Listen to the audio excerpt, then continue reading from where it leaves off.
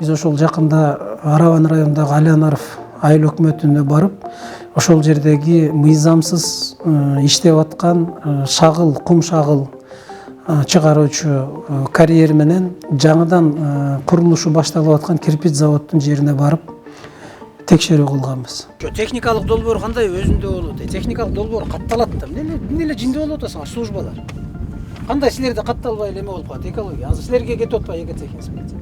Шагыл ошол кум шагыл иштетип аткан ишканадагы, жаңы курулуп аткан кирпич заводу дагы бүт бардыгы мыйзам бузуу менен иш алып барып жаткандыгы аныкталган. Ал жерге тиешелүү райондук ошол мамлекеттик органдардын бардык, областтык райондук мамлекеттик органдардын жетекчилеринин бардыгын алып барып жеринде текшерүү жүргүзүп, ал жерде бир катар мыйзам бузууларды аныктаганбыз. Ошонун натыйжасында биз эки ишкананын тең ишин токтоттуруп, толугу менен мыйзам чегинде маселени чечүү жагын ошол тиешелүү мамлекеттик органдарга, райондук бийликке койгонбуз. Жанагы Роза эле деген, муногул Араван топурагы деген ошонуку да айтып жүргөн, туурабы жер? Ошо топурак муну ошо да Араван топурагы деген. Ал жер Араван топурагы деген жоопкерчилиги чектелген коомго тиешелүү болгон. Ошол убакта Алянаров айыл өкмөтүнүн башчысы болуп жүргөн азыркы жогорку кеңештин депутаты Жалалидин Нурбаев менен анын иниси, бир тууган иниси ошол жерде Кудайбердиев Розали деген айылдык кеңештин төрагасы болуп иштеген. Мына ошолордун жасалма аракеттеринин натыйжасында бул жер ошол жана Элдар деген жигитке оформить этилип, анан иштетилип жүргөн. Айдаров Элдар таап келгиле азыр. Айдаров Элдарыңар мына эмне тамгасын билбейт. Мен азыр мына бардыгыбыз турабыз го, мен сөз берем азыр. Мунуңар жөнүнө подставное лицо, значит. Мына Араван топурагы дегениңер ошол жанагы төрөгаңарга катталып жүрбөдү эле. Мурдагы төрөгаңар ошол иштетип жүрбөдү эле. Баарыңар эле келесі жолу билбей каласыңар. Эч кимге билбей эле башыңар жерге салып айтпайсыңар ачык эле болгон нерсени, болгондой. Эгер жетекчилер карай албасаңар райондун деңгээлиндеги ишти анда жетекчиликти өткөргүлө болду. Ар бириңердин үстүңөрдөн эме жазылат. Буну жөн эле бирөөлөр пайдаланып атат. Эси башка жакта, значит. Бул билбейт эч нерсени. Банкта бир тыйын рекультивацияга акча дагы жок. Келишимде көрсөтүлбөгөн эмен кантип акчаны банкка төлөп коет. Энерге мындай болжол менен айтканда миллиондор кетет мына жергечи. Бул 100 миң, 200 миң менен толбойт мунугу жер. Рекультивациясы жөнүндө сүйлөшүүлөр жүргүзгөнбүз. Бирок жасайм деген. Азыр мунун акчасы уже банкка рекультивация боюнча төлөнүп атса керек. Экологияны билдип атса. Кадастр. Кадастр азыр Архитектура. Архитектура бармы? Архитектура. Жоо боюнча канча метрге чейин алыш керек булар? Коопсуздугу кандай болуп каралыш керек? Канча метр менен кетиш керек? Тилке болуп. Ким карайт аны? Ошо жер баягы. Аны инспекция айтты, экология өткөн буларда. Бул боюнча биз бул жеке ишке туура кожоюнкаларга кат бергенбиз. Муну эскерткенбиз токтотушуну. Муну бир дурусу өзүнүн колунда кабыл алдым деген сөзү бар. Анан мен буну 3 ай мурда бергем. Июнь айында бергем. Жана файл өкмөтсүзгө билдирүү кат менен кайрылып төмөнгө айланар кайлап жумуштарын жер жөнүндө мыйзамдарды сактоо жана Камека каналынан 20 метрден ашык мыйзам шарак салуу келтирип бузуп жүргөн топурак алуу жумуштарын токтотууңузду эскертебиз. Анан кимге бердиңер? Мен өзүнө бергем, өзү кабыл алдым койгон. Экинчи топурак боюнча дагы бергем. Кудайбердиев кабыл алдым деп туруп, алдыга ушундай эскертүү бергем. Андан тышкары мен Кыргыз Республика экологияга кат бергем. Экологиядан жооп келген. Чыңкараевке дагы бергем. Экология топурак боюнча катты берипти. Акырына шу жерде.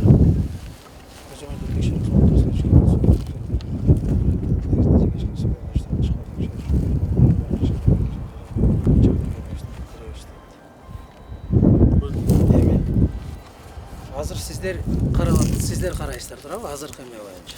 Экотехинспекциянын милдетин сиздер алдыңыздар да азыр. Жоодо кандай көрсөтүлгөн? Канча метрден качыш керек булар? Канча метрге чейин уруксат берилген жер булар? Мен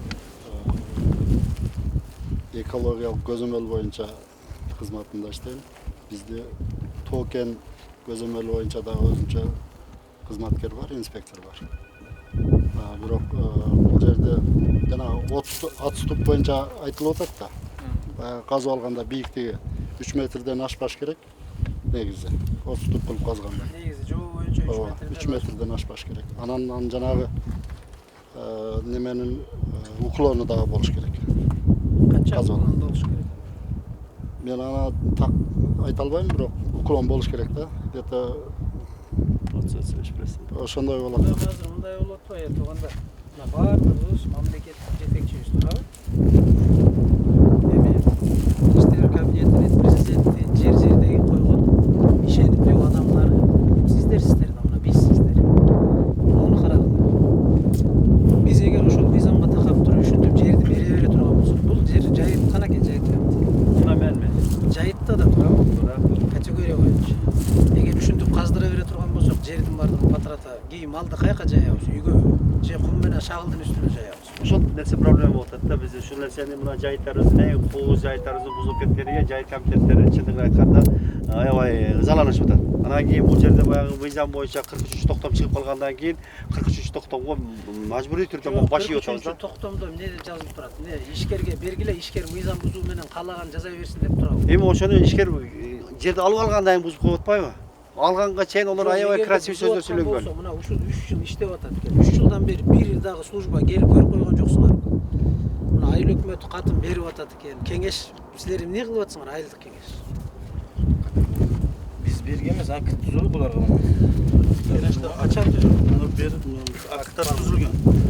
Кенеште мына 11 август 2021 жылы мурдагы жылы акт түзүлүп туруп, мына топурак алуучу иштеткен боюнча бул аныкталып туруп, кантип мыйзам бузулган боюнча комиссия түзүлгөн. Администрация менен келип видео роликтарды биз жасаганбыз. Баягы эле Октамов деген ким? Ошо ушундай мезгилдеги орун. Баягы да турабы, орун басары болгон, жана көрүнгөн жерге кол кое берген. Эми азыр кеңештин эмеси турат, мына чечими турат, айыл өкмөттүн каты турат. Не проблема токтотуп койгонго ушуну? Ушинтип баштаганда эле келип туруп токтотуп койгонуңарга не проблема? Мына архитектура турасыңар, кадастр келди. Жайыт комитети турасыңар, экология турасыңар. Эмнени карайсыңар? Эмне иш кыласыңар вообще? Райондо эмне иш кылып атасыңар? Кабинетте отуруп алып эле көрүнгөндү кабыл алып, көрүнгөн нерсени кагазга тиги отписка кыла бергенди койбойсуңар, чыкпайсыңарбы эмеге кичине? Канча айыл өкмөтү эле? 8 айыл өкмөт. 8 айыл өкмөткө чыгып карап коюштун проблемасы барбы эмне? Турган анчалык бир 8000 ишкер жок да турабы? Биртике эле ишкер да ошол жерде чыгып ошол ишкер эмне иш кылып атат, кантип атат? Мынагу деле жайыттын жериби кирпич алып атат? Кебетесин карасаңар, эгер мына жерден адам түшүп кетсе эмне болот? Мына малдын жайыты деп атабыз туурабы? Мал ушул жака чыгат да азыр жайы. Мал түшүп кетсе эмне болот? Ким жооп берет анда? Ишкер. Ишкер качат да, так секирип качат да. Мен эмне күнөө? Базы айткан сөзгө жараша биз ошол келтирип ушул жерде ишкерге эскерттөрдү бергенбиз. Ушул жерде ограждениягы тосуп койсун, малдар элдин малы түшпөсүн, адам түшпөсүн деп туруп эме кылганбыз. Эми действительно көңүл бурулбай калды дагычы. Ишкерге келип туруп эскерттөр берип кеткенбиз. Шагылдар боюнча мына шатырата берип атасыңар. Бүт жерде шагыл иштемдүү карьерасы башка деп. Мына тиги Кара Суу айыл эмесин районунда да Папан айыл өкмөтү менен Төлөйкөндөгү баягы Тоокат трассасында мына бүгүнкү күнгө документтери жок көпчүлүк. Бирок иштетип атышат. Өткөндө жаап токтоттук. Болду иштебейсиң. Документиңди жаза, мыйзамды жасасаң иштейсиң, жасабасаң болду. Анда карьерди токтотосуң. Иштеп аткан карьерлерди токтотуп атабыз дейт. Качан биз келишибиз керек белем? Ошо губернатор тапшырма берип, анан биз ушул жака келип ызычуу чыгарып ушинтип элге чыгарышыбыз керек белем? Ушул нерсени өзүңөр эле жапсаңар болот да район. Чакырып алып бүт баардык службаларды алып чыгып, келип көрүп, мына көрүп атасыңар дейм. Келсеңер эле көрүнүп турбайбы мыйзам бузуу? Бул эмне деп туруп ишкерди чакырып ордуна койгула.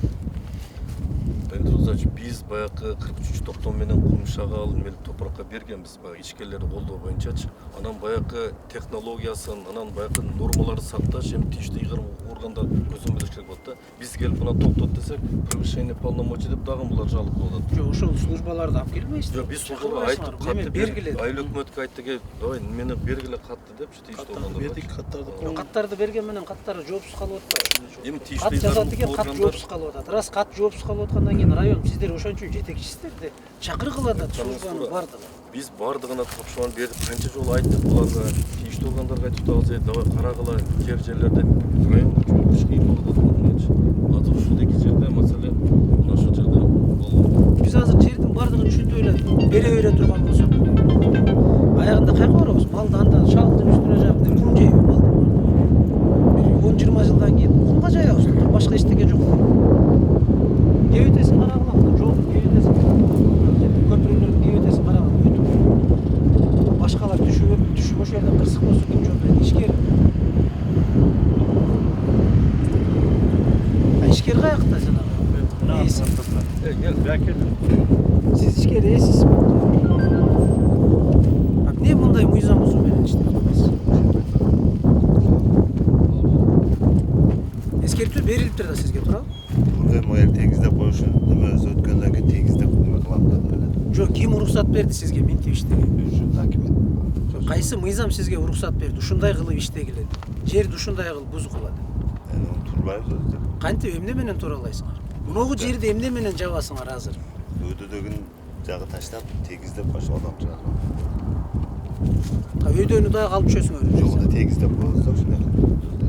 Мыйзамда тиги эме менен рекультивация кылуу менен ким кандай эме каралган? Рекультивацияны ким жасаш керек эле? Келишим. Рекультивацияны булар өздөрү Келишимде эмне деп көрсөтүлгөн? Ошо акырында Мына.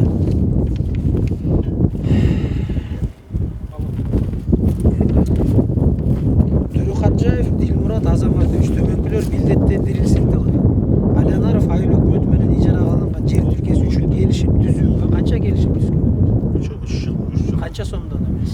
Ижара акысы. 25 Төлөнгөнбү эмес? Ижара акысы. Келишимдин шарттарын толук аткарууга жана жерди максаттуу пайдаланууга эгерде келишимдин шарттары бузулган учурда Алянаров айыл өкмөтү Кыргыз Республикасынын мыйзамдарында белгиленген тартипте иш көрүүсү белгиленсин. Токтомдо жазылып турат. Эгер мыйзам бузган болсо келгиле дагы мынун ишкердигин токтоткула деген нерсе турат.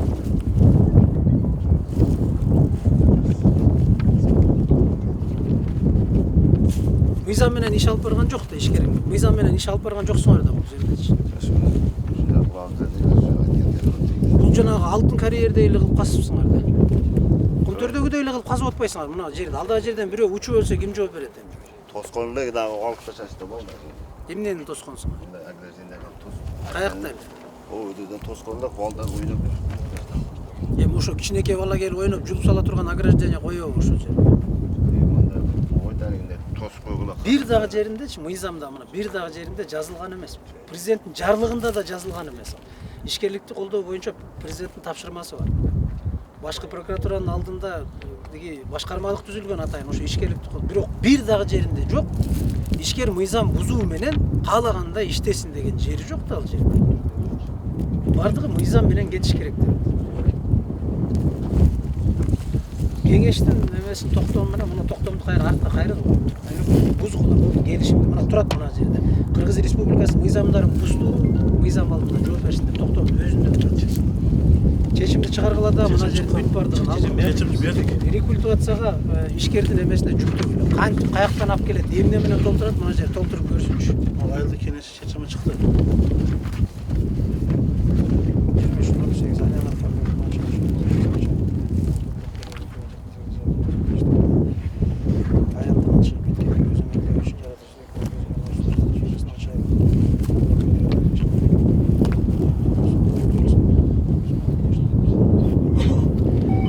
Канча эме госрегистр канча эме берилди?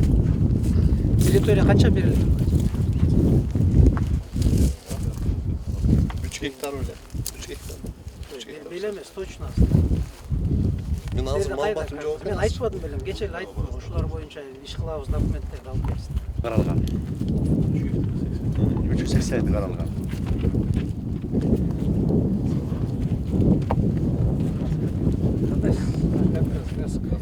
Эки Водный земельный агентство, бля.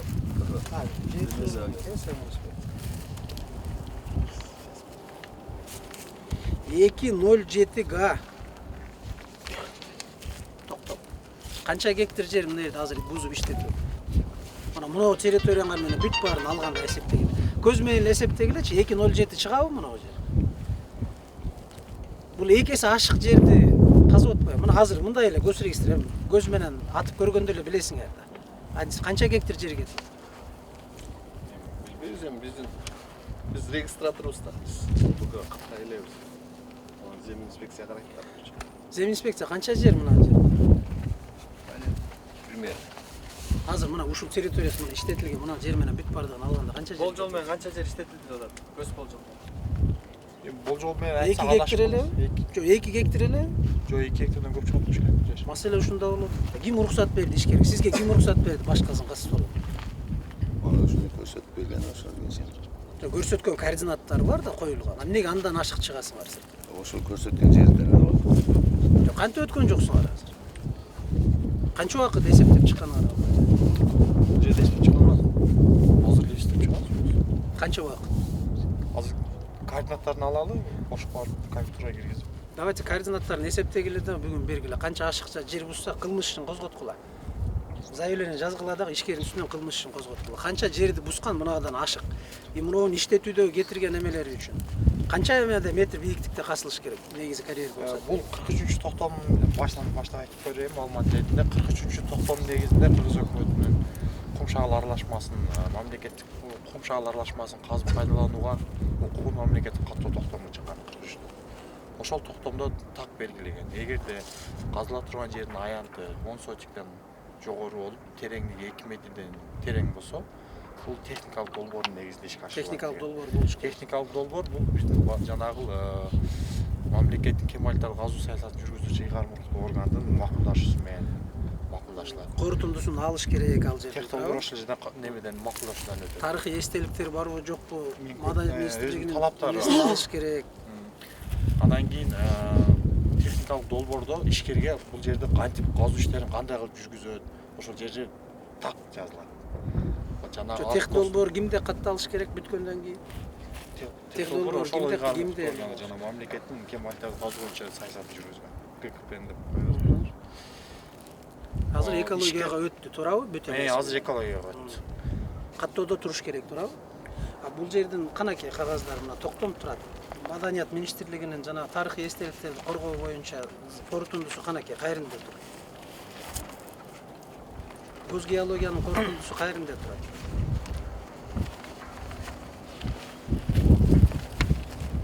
Это проект разработки на участке суглинников Кекрито деп бар экен.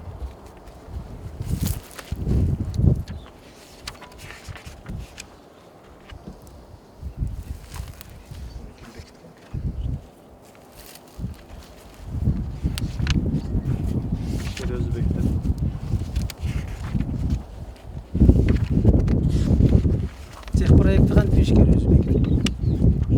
Проектте ишкер өзбек берет экен. Жок, кантип ишкер бекитип коет тех проект? Өзү каалагандай сызып туруп бекитип коет, кайерде жазылып турат? Бул жерде эчтеке жок дечи. Жеке ишкер өзү мындай бекитем деп проект бар экен, координаттар. Мыйзамда ошондой экен.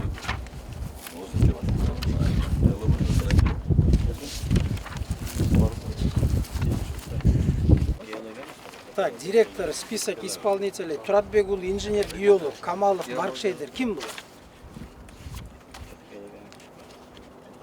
Ходжаев, Төрөходжаев. Ким булар? Туратбекул, инженер, геолог, Камалов, Маркшейдер. Ким булар?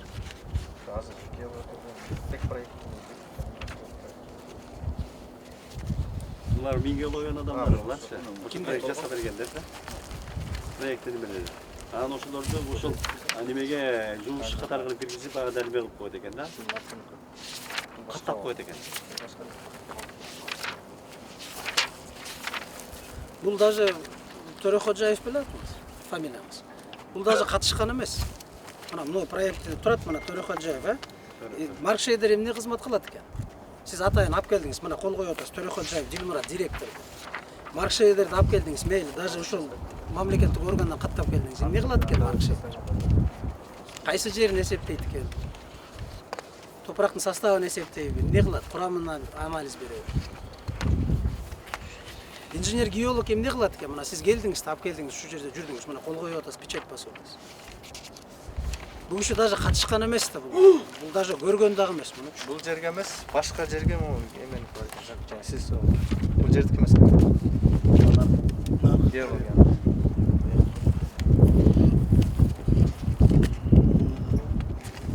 Археология.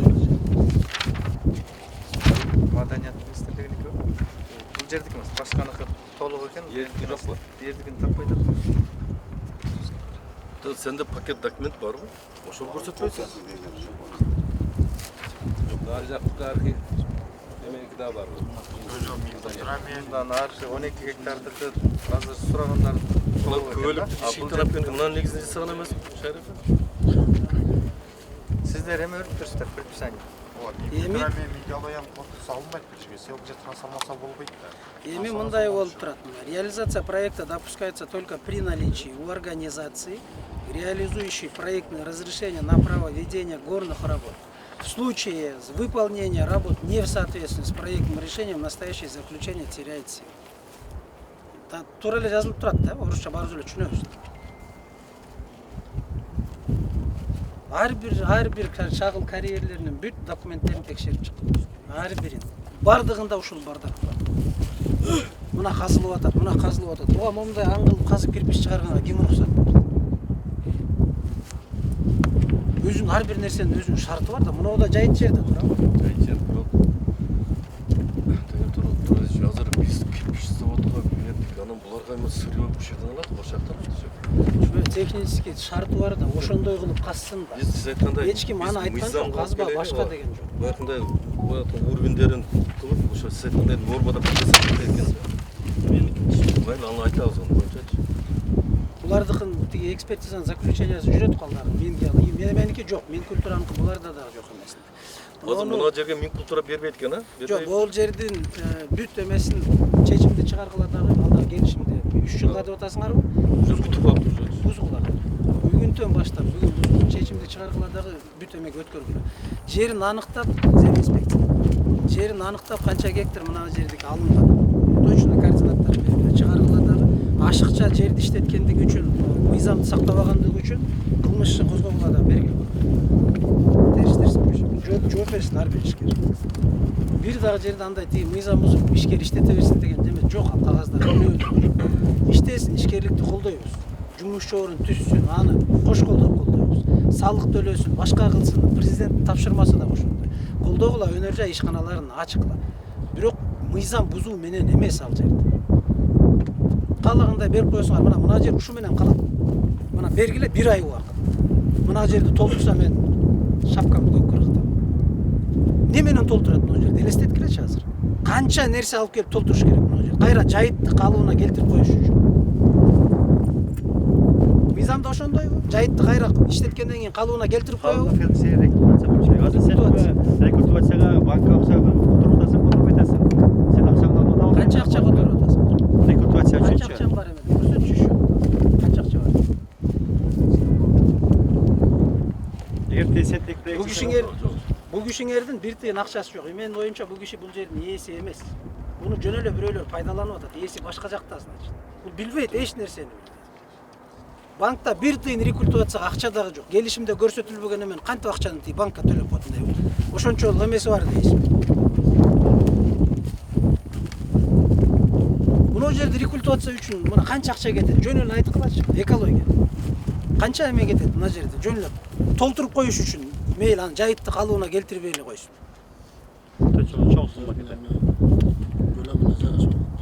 Мынерге мындай болжол менен айтканда миллиондор кетет мына жергечи. Бул 100 миң, 200 миң менен толбойт мына жер. Кичинекей жана жолдун жээгиндеги тешик жерлерди толтурганды көрүп атабызбы? Канча акча кетирип атат? Көрүнгөндө мусор сатып алып башка кылып толтуруп атпайбы? А бу жерде бирөөдө мусор менен алып келип толтурганга уруксат жок. Кантип сүрүп тегиздеп коесуң? Сага ким уруксат берди сен жердин бардыгын, жайыттын баарын бузганга? Кантип? Толтурушуң керек бул жерди. Биринчи кандай көлөмдө болсо ошондой эмеге алып келип кайра ордуна коюшуң керек. Рекультивация деген ушул.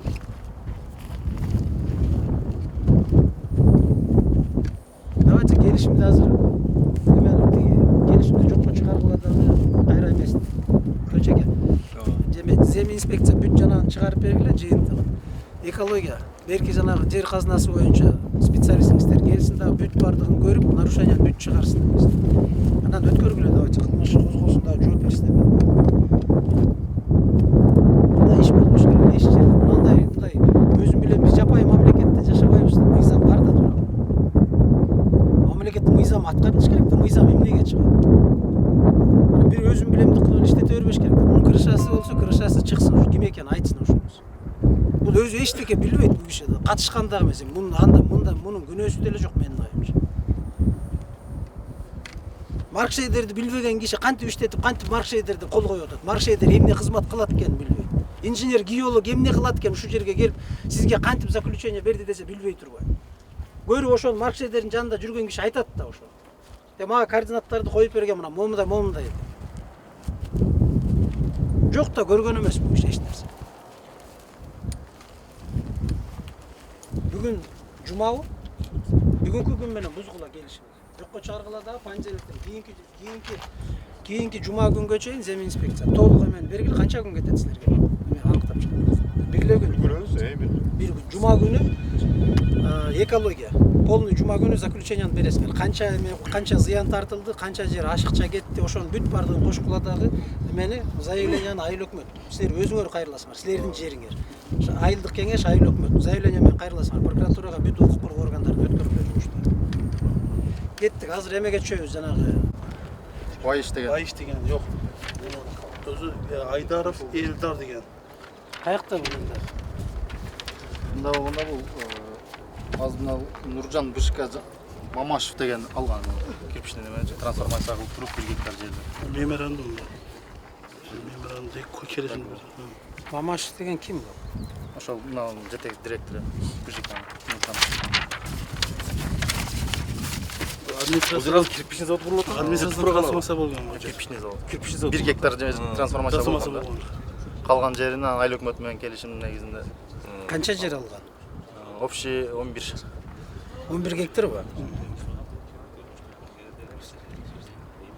Анан бирден таш чыгып калып токтоп калды азыр бүгүнкү күндө. Кайсы жер? Ушул жерде. Таш чыгып калды. Ана жакта шагылда. Шагыл чыгып калды. Азыр муну кийинки тупрак карьер менен келишим түзөбүз деп жүрдүк. Каерден? Азыр биз болгон Ошодон келишим түшүп ташыйбыз деп атабы. бурдан таш чыгып калды да. Таш чыгып калса булардын өзүнүн проблемасы. Ал жерди вообще иштетпейсиңер. Эми буларды сөзүм. Бирок шеф Араванга кирпичный завод керек болот. Эл муктай кирпичный завод курдурушубуз керек да. Башка эле жок. Айрыкча мына өкмөт азыр как раз булар инициатива көтөрүп ушу кирпич завод кылалы элди камсыз кылалы деп. Бүт бардыгын койсун. Маселе жок. Ал мыйзам бузуу менен талкалап бузган. Я bunu tegizde otadı mı transfer etmeye böyle küçük zavod. Кирпич завод деп. Буларды азыр карьерда мына ол жере турабы? Карьерда турабы бул? Бул жерде ушунун аркы ишкерек коюп биргеликте 1 жылда ошо 43-90 негизинде карьерге алышкан. Кийин бул ишкер жакында арыз менен кайрылып, Араван райондук мамлекеттик администрация жасасына. Ошол карьердин ичиндеги алкагындагы ажыратып берилген жердин ичинен 1 гектарбы? 1 гектарын өнөр жайдын жана транспорттун категориясына которуу менен арыз жазган. Райондун алдында түзүлгөн комиссиянын арызды карап, жерди трансформация кылып, жер которулган. Kırpич zavod kurgan. Кирпич завод. Эми өнөр жайга которот, калса кирпич завод курат, каласа турат. Ошентип 1 гектары бул жердин ошол башка категорияга которулган. Ал жер рекультивация болбойт. Ал жер 1 гектары мына заводдун орду. Азыр түшүнүгүбүз боюнча. Калган жер кайсы категорияда? Жайыт. калган жери жайыт боюнча. Ким буга уруксат берген мындай кылып болсо? Ошол баягы Кыргыз өкмөтүнүн 43-токтомунда ушундай. Жок, мен токтомду түшүнүп атам. 43-токтомдо ушундай мыйзам бузуу менен талкалап Жок, ал жөнүндө эмес. Берген, мен ал түшүнүп атам. Жерди ажыратып бергенден кийин ишкер ошол багыл техникалык долбоордун негизинде иш жүргүзүш керек. Техникалык долбоору кимде мунун? Özünde. Каякта ээси?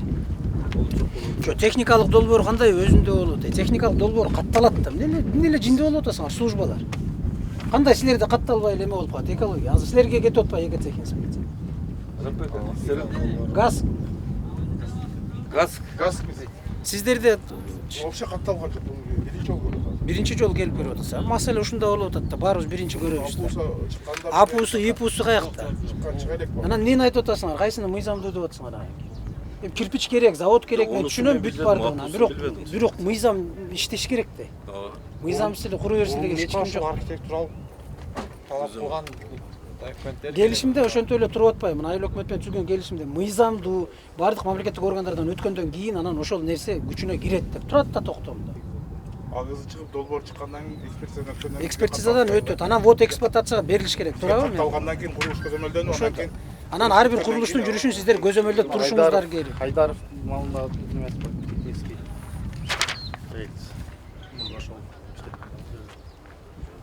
Бул жана Араван топурагы деген эмеби? Тиги особу?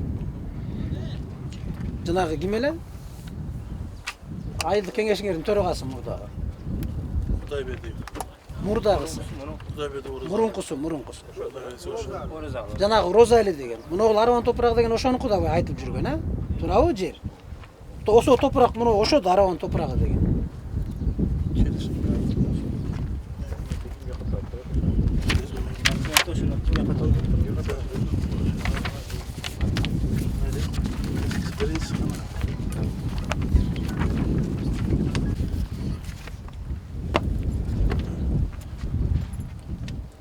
Значит, муногул Айдаров элдарыңар дагы жасалма да мынабычы.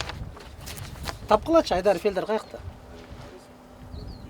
Ушул жерде. Алып келгилечи азыр бирөөнү жибер, ким эме кылат? Айдаров элдар таап келгиле азыр. Айдаров элдарыңар мына эмне тамгасын билбейт. Мен азыр мына бардыгыбыз турабыз го, мен сөз берем азыр. Мунуңар жөн эле подставное лицо, значит. Мына Араван топурагы дегениңер ошол жанагы төрөгаңарга катталып жүрбөдү эле. Мурдагы төрөгаңар ошол иштетип жүрбөдү эле бери. Барыңар эле келесі жолу билбей каласыңар. Эч кимге билбей эле башыңар жерге салып айтпайсыңар ачык эле болгон нерсени болгондой. башталган деп туруп биз Азыр архитектура эмесин бергиле. Полностью. Катты бергиле. Айыл өкмөт газга кайрылуу менен азыр кайрылуу менен катталгыла жер силердики. Жердин ээси юридический силерсиз. Бергиле. Архитектурага дагы, буларга дагы бергиле. Госрегистр канча эме жерди эме кылган булар? Каттоодон өткөргөн. Кана госрегистр? Канча жерди өткөргөн? Не дейсиңер? Каттоодон өтпөгөндөн кийин каяктагы апу, каяктагы ипу, каяктагы архитектураны айтып атасыңар. Мынанча жериңерди касып салды.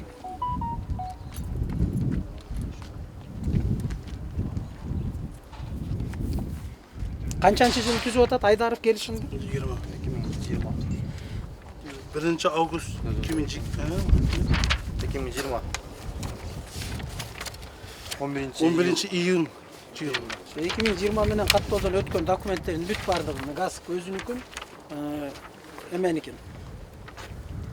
Кадастр өзүнүкүн, архитектура өзүңөрдүкүн бүт документин бергиле. 2020 менен катталган документ керек бизге. Азыркы жаңы менен жазылып чуркаган документин керек. Эч кандай документ. Значит, эчтеке жок. Токтоткула. Токтоткула, ишинин бардыгын токтоткула. Пусть мыйзамдуу түрдө документин жасап алып, өтө турган болсо анан кийин ишин баштасын. Эгер жасай албай, уруксат жокпу, кечирип койсун, анда баштап кетебиз. Мындай кылбагыла жетекчилер, райондук жетекчилер. Райондо эмне үчүн отурасыңар жетекчи болуп? Карап бергиле деп ишенип берип атат. Ушундай нерсе үчүн эле анан область келип эле ушинтип ызчуу боло беришибиз керек. Жаман көрүнсө бир киши жаман көрүнсүн. Бүт бардыгына Жаныкулов деген желмегус келди, баягы дагы кыдырып атат, антип атат, мынтип атат. Губернатор бүт бардыгын текшерип атат, башка кылып атат. Биз жыргаганыбыздан келип аткан жокпуз да мунун бардыгына. Эгер жетекчилер карай албасаңар райондун деңгээлиндеги ишти анда жетекчиликти өткөргүлө болду. Ар бириңердин үстүңөрдөн эме жазылат. Азыр справканы бүт бардыгын айыл өкмөт толук бергиле, ар бир служба. Ошондо мына бүгүн жумабы, кийинки жума күнү экөөнүн тең, кийинки жума күнү полный документтери менен ар бир служба менен жолугуп эме кылабыз. Хорошо? Трансформатор экотех кана экология. Газ, мына трансформаторду кантип коюп алган? Рес кантип уруксат берген? Рести чакыргыла. Рес пусть да энергетика пусть муну кантип койгон, кайсы эмеде койгон, бүт данный берсин. Мунун да документи жок. Азыр эмне, Мамат, мына жетексин тапкыр токтотот. Жанагы эмне деп атасыңар?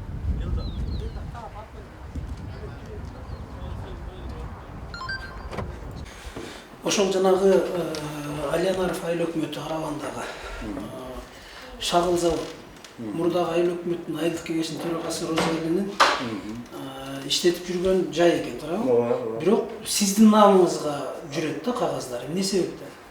Onun sebebi başında şu 2020 жылы мага Элдар Сенатың ак завод ачайлы деди да. Анан кийин хорошо, бирок мен өзүм колумдан келбейт ондай onun жұмышы бар, жүгір немесі бар, мен ондай Сенатыңа оформить кылып кое берейли, паспортуңду берсең болду деди. Шу, паспортумду бердим, ак завод ачат деди. Болду, башка немеден менин кабарым жок да. Кагаздарда сиздики ошо директор деп сиздин намыңыз жүрүп атпайбы, проектлерде бар. Ошондой экен. Сиз эч нерсесине катышкан эмессиз балдар? Жок, эчтекесиге катышкан эмесмин. Оны кандай айга налог төлөп турабы, онун дагы бир башка жумуштары бар, мен билбейм да оны. Салыгына эчтекесине катышкан эмессиз. Жок, эми сиз директор болуп катталып жүрүп атпайсызбы ошо жерде? Демек ишканадан салык дагы төлөнгөн эмес экен, туурабы? Олар билбедим, кандай кылып төлөп жүрдү, онусун менин кабарым жок. Сизге жөн эле паспортуңузду алып Паспортумду берип туруп, Элдар ак завод ачабыз деди да. Анан кийин хорошо, биз бирге чоңойгонбуз, бир айылдан. Ошого эле оформить этип койгонбу эмес? Ошо менин атым эле оформить кылып койгон экен да, жазылып калган. Сиз өзүңүз деле ал жөнүндө билген эмессиз. Жок, билбейм. Бүгүнкү жанагы ачылып турган ошол шагыл заводдун жанында кирпич завод дагы сиздин намыңызда жүрөт го, жеринде, биринчисинде. Ал кандай? Кирпич завод жок. Жанында кирпич завод курулуп атат го. Жок, онусуну билбедим. Даже мен тупрак завод, кирпич завод, онусудан эч кандай кабарым жок да. Араван топурак деген ошо жазылып жүрөт ал жерде. Араван топурагы деген ошол жерде директор катары кагазда сиз көрсөтүлүп атасыз Элдар. Биз сураштырып сизди издештирсек, сизди айтты, ал кишинин эч кандай тиешеси жок экен ал жерге. Демек сиздин паспортуңузду эле алып оформить эткенди.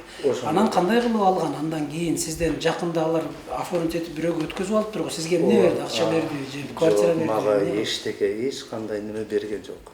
Onu где-то 6-7 ай болду окшойт. Башка бир немеге Элдар эми бул арендадан биз айлык башка бирөөгө кирпич завод чыгарат экен.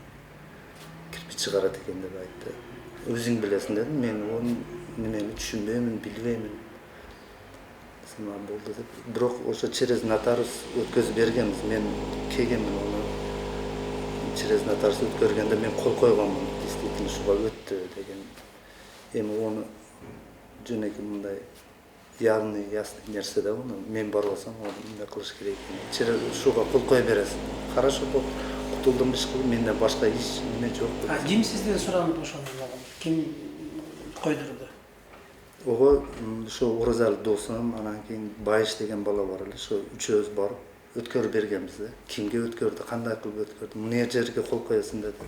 Оразалы ал убакта кача элек беле, качып кеткен жок. Төрага беле эле кеңеште. Төрага эле. Ал убакта. Ооба, төрага. Ошондо сизди Байыш деген досу менен алып барып анан өткөрүп бергенсизби? Кимдин намына өткөргөнсүз? Адашпасам бир келинчекти аты. Onu атыны билбейм, ушундай отурганбыз да. Мына жерде нотариус турган болсо, ушу келинчекти паспортун сурады, жанакы нотариус. Бир келинби, сиз тааныбайсыз? Жок, onu тааныбайм. Бир аял кишиге оформить этип, аял кишиге. Сизге акча бергенби, эмне берген ошол? Жок, мен Кудайга шүгүр, бир сом акча да алган эмесмин. Бир араба тупуракты алган эмесмин, Кудайга шүгүр. Жакшы болбогон. Бирөөлөргө сатып туруп анан квартира алып тур тигилер деген сөз болуп атат го. Онусун билбедим, onu кандай неме кылган, квартирабы, сатканбы, аренда жер болсо билбедим мен. Кимге сатат, кандай неме кылат. Айлык нет билет да эми. Урматтуу Ош аймагынын тургундары, өзүңүздөргө белгилүү болгондой, биз азыр ушул мурдагы айыл өкмөттөрдүн колу менен мыйзамсыз кетип калган ошол жерлердин бүт бардыгын кайра айыл өкмөттүн мамлекеттин менчигине кайтаруу боюнча бир катар райондордо, айыл өкмөттөрдө иш аракеттерди жүргүзүп атабыз. Мына ошол иштин жыйынтыгы менен биз ошол жакында Араван районундагы Алянаров айыл өкмөтүнө барып, ошол жердеги мыйзамсыз иштеп аткан кум шагыл чыгаруучу карьер менен жаңыдан курулушу башталып аткан кирпич заводдун жерине барып текшерүү кылганбыз. Мына ошол жерде ошол кум шагыл иштетип аткан ишканадагы, жаңы курулуп аткан кирпич заводу дагы бүт бардыгы мыйзам бузуу менен иш алып барып жаткандыгы аныкталган. Ал жерге тиешелүү райондук ошол мамлекеттик органдардын бардык, областтык райондук мамлекеттик органдардын жетекчилеринин бардыгын алып барып жеринде текшерүү жүргүзүп, ал жерде бир катар мыйзам бузууларды аныктаганбыз. Ошонун натыйжасында биз эки ишкананын тең ишин токтоттуруп, толугу менен мыйзам чегинде маселени чечүү жагын ошол тиешелүү мамлекеттик органдарга, райондук бийликке койгонбуз. Ошол жерде ишкананын биринчи ушул айыл өкмөттөн кантип ошол жерлер кимдин уруксаты менен алынып кетти деген маселе коюлган. Мына ошол маселеде ал жер Араван топурагы деген жоопкерчилиги чектелген коомго тиешелүү болгон, Араван топурагы деген жоопкерчилиги чектелген коомдо Элдар деген жигитке документтердин бардыгы ошол жигитке оформить этилген болуп чыккан. Андан кийин бизге ошол Элдар деген жигитти издетип, айыл өкмөт район аркылуу таптырганыбызда ал жигит эч кандай ал жерге тиешеси жоктугун, аны ошол убактагы Алиянаров айыл өкмөтүнүн айылдык кеңешинин төрагасы Розали деген жигит досу болгондуктан ошол досу муну суранып, сен паспортуңду берип тур, биз сага ошол жерден бир карьердин жерин Акиташ иштете турган жер алабыз деп атат элек, ошол Акиташ заводуна жерди сага оформить этип туралы деп паспортун алып, анан ошол киши аркылуу айыл өкмөттөн жерди арендага оформить этип алышкан. Анан Араван топурагы деп жоопкерчилиги чектелген коом түзүп, ошол жерден шагылташ алып, ишканада иштетип жүрүшкөн. Бирок бир дагы жерде ал ишкананын салыгы, башкасы эч нерсеси эч жерде катталган эмес. Азыркы жаңы курулуп аткан кирпич заводу дагы эч кандай АПУ-ЮПУдан, архитектурадан, ГАСКтан эч кандай эч жерден каттоодон өткөн эмес. Булар өзүн билемдик менен гана ошол убакта Алиянаров айыл өкмөтүнүн башчысы болуп жүргөн азыркы жогорку кеңештин депутаты Жалалидин Нурбаев менен анын иниси, бир тууган иниси ошол жерде Кудайбердиев Розали деген айылдык кеңештин төрагасы болуп иштеген. Мына ошолордун жасалма аракеттеринин натыйжасында бул жер ошол жана Элдар деген жигитке оформить этилип, анан иштетилип жүргөн. Анан мына 6-7 ай мурда ошол жигиттин айтуусунда Розали Байыш деген бир досу аркылуу келип чакырып, муну эми ошол ишкананы жанагы жерди биз башка жака өткөрөлү деп атабыз, башка адамга деп, башка бир аял кишиге оформить этип беришкен. Бул Элдардын ал жерге эч кандай тиешеси дагы болгон эмес жерге. Ошондуктан биз азыр териштирүү иштерин жүргүзүп, бардык мамлекеттик органдардын корутундуларынын бардыгын чыгартып, азыр ал жердеги ишканаларды ишин токтотуп, мыйзамсыз аракеттер үчүн, мыйзамсыз жер берилгендиги үчүн токтотуп, кайрадан мамлекеттин менчигине, мындайча алганда ошол Араван районундагы Алиянаров айыл өкмөтүнүн менчигине жерлерди кайтарып берип жатабыз. Ал жерде толугу менен жайыт жерлери болгон, жайыт жердин бардыгын алып туруп, булар талкалап кумшагыл чыгаруучу карьерге айлантып, анан ал жерде 1 гектар жерин трансформациядан өткөрүп, ошо өнөр жай курууга деп 1 гектар жеринде кирпич завод курууга деген аракетти башташкан. Бирок ошол кирпич завод курууга дагы эч кандай мыйзамдуу документтери жок, эч жерде каттоодон өткөн эмес. Мына ошонун натыйжасында биз азыр ошол мыйзамсыз кеткен жерлерди айыл өкмөттүн менчигине, мындайча айтканда мамлекеттик менчикке кайрып алуу иш чарасын жүргүзүп атабыз.